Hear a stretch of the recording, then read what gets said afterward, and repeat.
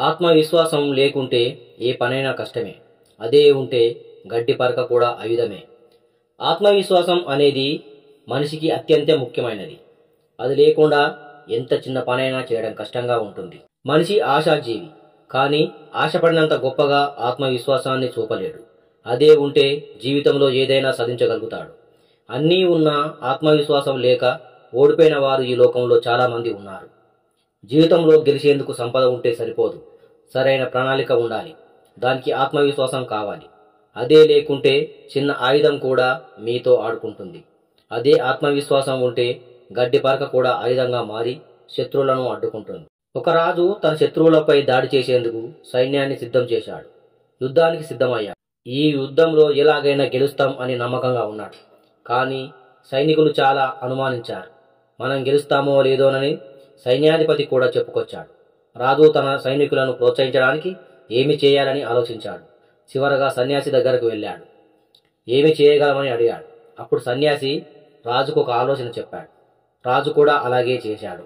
అదేమిటంటే, ఆ రాజు యుద్ధానికి వెళ్తున్నప్పుడు వారి కులదేవత గుడి వద్ద ఆగి ప్రార్థించి ఒక నాణం తీసుకొని సైనికుల ముందు పెట్టాడు. నేను ఇప్పుడు ఈ నాణం తిప్పుతాను. అది తలపడితే మనం గెలుస్తాం, లేకుంటే యుద్ధంలో ఓడిపోతాం అని చెప్పాడు. మన తలరాత మన విధిని ఈ నాణ్యం చెబుతుందని ఈ నాణాన్ని గాలిలోకి వదిలారు. సైనికులందరూ నాణ్యం వైపు చూశారు. అప్పుడు తలపడింది. కాబట్టి మనం తప్పకుండా గెలుస్తామనే ఆశతో, సంతోషంతో ఆ సైనికులు శత్రువుపై దాడి చేశారు. తర్వాత యుద్ధం గెలిచారు. తర్వాత ఆ సైనికులను పిలిచాడు రాజు. విధిని ఎవరూ మార్చలేరు అని చెప్పాడు. సైనికులకు అర్థం కాలేదు. నేను నాణానికి రెండు వైపులా తలపెట్టి తయారు చేయించాను అని చెప్పాడు. దీంతో సైనికులు అందరూ ఆశ్చర్యపోయారు. ఆత్మవిశ్వాసంతో వ్యవహరిస్తే దేన్నైనా సులువుగా జయించి విధిని మార్చుకోవచ్చని చెప్పాడు రాజు. పైన చెప్పినట్టుగా ఏది జరగాలో అదే జరుగుతుంది. అయితే ఆత్మవిశ్వాసం ఉంటే మన వైపే విజయ అవకాశాలు ఎక్కువగా ఉంటాయి.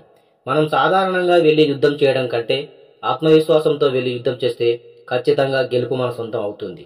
ఆత్మవిశ్వాసం లేకుంటే ఎలాంటి పని చేసినా నో యూజ్.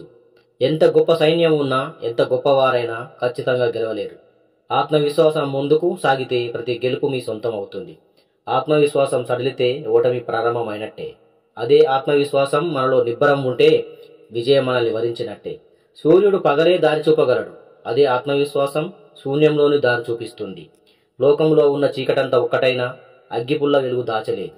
నీ లక్ష్యాన్ని ఆత్మవిశ్వాసం కృషి తోడైతే నీ విజయాన్ని ఎవరూ ఆపలేరు. పిరికితనం మనిషిని నిర్వీర్యుడిని చేస్తుంది. ఆత్మవిశ్వాసం విజయం వైపు నడిపిస్తుంది.